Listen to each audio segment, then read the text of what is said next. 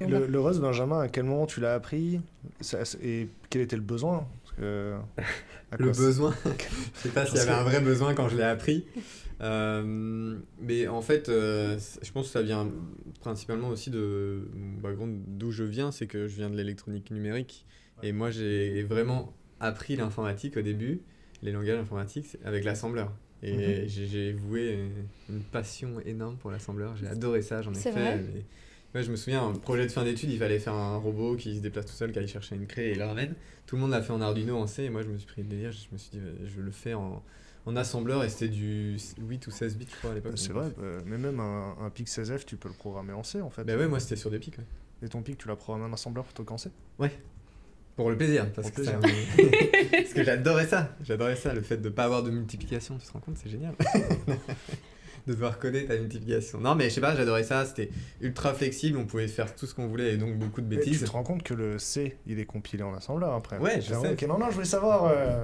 Je sais, mais j'aimais bien ça parce que j'étais très proche du composant, quoi. Donc Pas de souci. c'était très clair. Et donc après, j'ai fait du C, pas mal de C. Et après, j'ai fait du JavaScript, donc rien à voir avec le C, quoi. Et j'avais envie un peu de retourner vers un peu plus le bas niveau. Donc j'ai fait du Go. Et c'était pas encore assez bas niveau pour moi, dans le sens où t'as quand même un runtime au-dessus. Enfin, t'es pas vraiment sur bare metal, comme on dit. T'es pas vraiment. T'as quand même un runtime au-dessus et donc quelques trucs Oui. en plus, quoi. T'as un garbage collector aussi. Et en plus, en fait, la différence, c'est surtout que le Go, il embarque avec lui sa runtime. Ouais, c'est ça. Il embarque la compilation dans le, Ouais, dans donc le le binaire est beaucoup plus gros aussi. Enfin. Ouais. Et du coup, en fait, c'est pour ça que je me suis un peu dirigé vers le Rust, parce que je trouvais ça super intéressant. En fait, ce qui m'a intrigué, vraiment intrigué au début, c'est la promesse du il n'y a pas de garbage collector, mais tu ne gères pas vraiment ta mémoire toi-même. Ça m'a intrigué. Je me suis dit, mais Ouais. comment c'est possible de faire ça, en fait? Mhm. Et ça m'a vraiment intrigué. Et d'ailleurs, j'ai même donné une conf après, par la suite, en disant, le nom c'était comment en fait Rust n'utilise pas de garbage collector alors qu'on, enfin, sans. Alors, du coup, il fait du reference counting, quelque chose Il comme y ça? a du reference counting quand tu dois vraiment partager entre différents. Un borrow, c'est on rajoute un compte sur un Ouais, un compteur sur une référence. En clair, ça passe par des types, hein, des types du type wrapper, je connais plus exactement le nom, mais type wrapper, et en clair, tu mets ton autre type dans ce type wrapper, Ouais. et le type wrapper sera un reference counting par exemple, qui va s'occuper de faire un plus 1 quand tu lui dis, tu donnes cette variable-là à utiliser là-bas. Donc en fait, ce qui est sympa en Rust, c'est que c'est très explicite. Là où tu vas cloner de la donnée, ça sera noté .clone. Là où tu vas partager de la donnée, ça sera noté. C'est pas comme en Go, par exemple, tout est copié. Donc tu passes quelque chose dans une fonction, même si c'est une struct, toute la struct va être copiée. Si tu manipules pas de références. Et En du Java, coup, tu manipules des références. Par c'est exemple. validé c'est validé à la compilation comme en Objective-C, c'est-à-dire qu'au moment où tu compiles, il dit bah non, t'as pas release tes références là. On doit pas release les références. C'est pas validé à. Ça se release automatiquement à la fin du bloc, t'as pas besoin de faire des Ouais, parce vérifications. que en clair, t'as des traits qui sont des interfaces. T'as un genre de hook, si tu veux, qui s'appelle drop, un trait qui s'appelle drop, qui va être appelé dès que, par exemple, si tu as si t'as une variable dans ta fonction, une fois que tu sors de ta fonction, la variable est drop, la variable locale. Et donc à ce moment-là, tu peux customiser et appeler une fonction qui s'appelle au moment du drop. Et donc là, ça décrémente le compteur du référence counting. Quand on faisait de l'Objective-C, on faisait init alloc, Mhm. et ensuite on devait le La release. loc. Ah, ouais, c'est Ou alors, la loc, c'est le malloc du C. Ouais, hein. ok. Là, tu gères vraiment Et explicitement après, ils ta ont mémoire. rajouté auto-release, Mhm. qui nous permettait de release automatiquement à la fin du bloc. Ouais. Mais du coup, il comptait les références quand tu le passais à d'autres fonctions, tout seul. En fait, Et ça pouvait que descendre, tu vois. Et en fait, ça c'est l'aspect référence counting, mais par-dessus ça, tu as ce qu'ils appellent le borrow checker en Rust, qui est dans le compilateur, Ouais. qui lui, en fait, c'est trois règles qui font que si tu les respectes, en fait, le compilateur est capable de gérer le fait de jeter une partie mémoire ou de la garder allouée ou de ne pas muter en même temps la même donnée mémoire, donc pour pas avoir de data race. C'est trois règles. Et en fait, si tu les respectes, c'est prouvé, si tu les respectes, en fait, tu n'auras pas de data race, tu n'auras pas de problèmes de non désallocation mémoire et tout ça. Et donc c'est comme ça que c'est géré sans garbage collector en fait. Et Est-ce c'est qu'il y a des super types intéressant. options aussi? Hein? Est-ce qu'il y a des types options pour... Ouais, c'est ça. Il n'y a pas de nul en Rust, c'est option comme en Scala, je pense. Ou en Je sais pas. Kotlin, tu m'avais En dit. Kotlin, ouais. Kotlin a pris la même syntaxe que Swift Ouais. pour les types options. Mais- Kotlin a mis 2 points d'exclamation quand tu violes le type option. Ah ouais. Et Alors c'est que- quoi déjà en Swift? En Swift, il n'y en a qu'un. Mais, Et partout où tu as un point d'exclamation, en vrai, tous les crashs que j'ai eu en prod, c'était que j'avais mis un Ah point oui. d'exclamation. Ah bah tu l'aimais pas. Hein. Ah Du ouais. coup, si t'as... Oui, mais alors c'était ouf, la première appli que j'ai release sans point d'exclamation, du coup j'ai eu quasiment 0% T'as les crash free session, donc tu vas être à Ouais. 100% de crash free session, alors qu'en Objective-C, si t'étais à 90%, Ouais. 98% de crash free session, t'étais content. Ouais. Parce que en Objective-C, c'est du duck typing. Ouais. Tu peux appeler une référence, t'appelles la référence sur un objet, tu lui envoies un message à l'objet, s'il a la référence, donc c'est la méthode, Mhm. il te répond, s'il l'a pas, ça te renvoie une erreur, mais Ouais, ok. tu fais ce que tu veux au runtime en fait, après c'est pas checké à la C'est compilation. ça. En fait, Rust, généralement, les gens sont pas super fans au début parce que quand tu l'apprends, déjà, tu peux pas l'apprendre de la même façon qu'un autre langage. Par exemple, Go, pour l'apprendre, j'ai mis les mains dedans, j'ai écrit des trucs, je me suis cassé la gueule en soi. Mhm. Et puis voilà, c'est pas grave.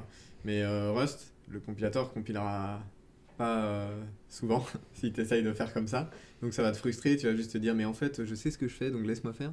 Sauf que le compilateur est plus malin que toi et qu'il respecte ces trois règles. Il t'ajoute des contraintes dans ton code qui fait qu'en fait ça t'empêche de faire des conneries en fait. Et les contraintes c'est parfois bien. Et Bah, du coup, ouais. comment t'apprends si...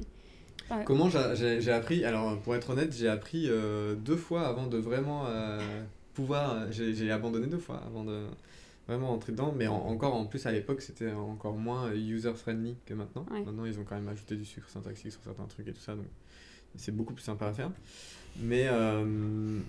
Mais ouais, j'ai lu le bouquin. Je me suis forcé à D'accord. lire, à ne pas faire comme je faisais d'habitude, c'est-à-dire j'ai Pas lu le mettre les mains bouquin de dedans bout en et... bout, ouais. et après seulement j'ai essayé d'écrire. Quand tu lis le bouquin, c'est le bouquin Aurélie. J'avais vu des confs et tout ça, et ils conseillaient le bouquin Aurélie pour commencer. Ouais. Et honnêtement, moi je commencerais. Si c'était à refaire, je commencerai pas par ce bouquin. Tu Je recommanderais quoi dans le commencerai livre? par le bouquin officiel du langage qui s'appelle The Rust Programming Language, TRPL.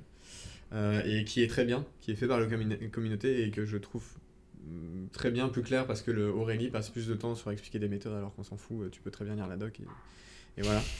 Est-ce que Laetitia, toi, ça t'a travaillé avec Benjamin, ça te donne envie de faire du Rust ou pas?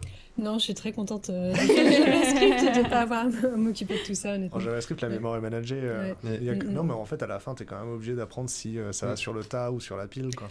Bah, c'est des T'as vu, j'ai concepts pas qui sont intéressants à apprendre, mais je suis contente de ne pas avoir à les gérer, ouais, effectivement. Ouais, t'es pas obligé de réaliser. Mais je Mais trouve ouais. que faire du Rust, ça t'apprend à être un meilleur dev en soi. Enfin, meilleur dev, mais à faire plus attention à ce que tu fais, même dans d'autres langages. Et est-ce qu'avoir envie de gérer sa mémoire, c'est pas une préoccupation de personnes qui ont fait l'embarquer avant, quoi? Ça peut l'être. Je pense que la majorité des gens Peut-être qui apprennent à un coder, peu ils sont- de branlette, comme on dit. Non, mais ça, je veux dire, la majorité des gens, ça les angoisse pas d'avoir des fiches de mémoire. Non, mais je suis d'accord avec toi. Hein. Il y a beaucoup d'articles qui disent Rust vs Go. Enfin, pour moi, ces articles n'ont pas lieu d'être parce que tu vises pas les mêmes use cases, tu vises pas les mêmes choses. Généralement, utilise ce que tu as envie et ce qui te fait kiffer d'utiliser au quotidien, que ce soit pas une tare, quoi. Est-ce que quand tu fais du Rust, du coup, tu fais des makefiles et tu utilises Walgreen pour trouver tes fiches de mémoire aussi, ou comment ça se passe? Je fais pas de makefile parce qu'on a des trucs plus sympas pour... Vous avez Bazel ou quelque chose comme ça?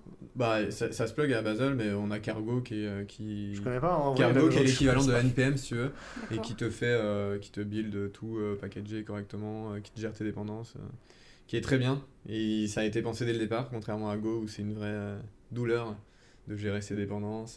Tout ça. Bref. Et Ça, tu utilises quoi comme IDE pour faire du Rust? J'utilise VS Code. D'accord. Ouais. Et j'ai pas mal contribué au... Est-ce que VS Code, c'est vraiment un IDE? C'est pas juste un éditeur de texte? Si, c'est pour ça. Moi, j'aime pas trop le terme IDE, mais ouais, j'utilise un éditeur de code qui s'appelle VS Code. Et il y a une surcouche qui s'appelle c'est un LSP, Language Server Protocol. C'est un truc qui a été initié par Microsoft, qui est un genre de norme comme une API REST si tu veux, mais pour gérer les autocomplétions des IDE et tout ça. Et il y a un projet en Rust qui s'appelle Rust Analyzer, sur lequel j'ai passé pas mal de temps à contribuer pour justement avoir une meilleure autocomplétion, te dire tes erreurs dans ton IDE et tout ça. Et maintenant, c'est franchement très mature à utiliser. Le problème, c'est que ça prend beaucoup de CPU. Enfin, compiler du Rust, ça prend du CPU parce que forcément, ça vérifie beaucoup de choses. Ouais. Et en fait, là où je voulais dire un truc tout à l'heure, c'est que Rust, en soi, il a rien inventé de nouveau. Il a juste pignoché dans différents langages, des trucs qu'il aimait bien et il l'a pris pour lui. Et pareil, le concept de borrow checker, ces 3 règles-là, il les a pas inventées, il les a pas sorties de son chapeau en soi. C'était des règles des guidelines qui étaient faites quand tu faisais du C ou du C++ pour dire si tu respectes ces règles, tu n'auras pas de problème. Est-ce que en C, quoi. c'est compilé contre LLVM à la fin aussi? Ouais, le backend c'est LLVM. Mais il y a d'autres projets il y en a un projet qui s'appelle CraneLift, tu peux le compiler vers du CraneLift. Et du coup, il y a quand même une runtime. Non. Parce que la majorité des développeurs Objective-C, ils pensent qu'il n'y a pas de runtime parce qu'ils font du C, parce que Apple leur dit c'est forcément plus performant que du Java. Mais la preuve qu'il y a une runtime, c'est que tu appelles les méthodes des fois du SDK et elles sont pas là sur le téléphone. Il n'y a pas de runtime en Rust. Après, ça peut être un débat. Parce qu'il y a un débat en Rust qui, avec l'arrivée d'async await, d'async, qui dit qu'en fait, derrière, maintenant, tu as un runtime. Parce que pour lancer de l'async en Rust, tu dois quand même avoir un runtime qui est une librairie, tu choisis laquelle. Ouais, donc il y a une horloge, quelque chose ouais, comme ça. c'est ça, qui gère une event, qui gère les thread pools, qui load balance entre les différents threads et tout ça, tes tasks. Okay. Et donc là, ça ajoute vraiment un runtime en soi, même si ce runtime c'est une lib. Donc tu retires le runtime, c'est pas directement, tu retires cette lib, t'as pas de runtime directement intégré dans ton code il marche binaire, pas. quoi. Non, si tu fais de la sync, il marche pas. Si tu fais du synchrone comme une CLI par exemple, eh ben t'as pas de runtime dedans, quoi. Ok. En vrai, on a fait le tour de Rust. Je pense, ouais. Parce que moi, je suis déjà assez perdue.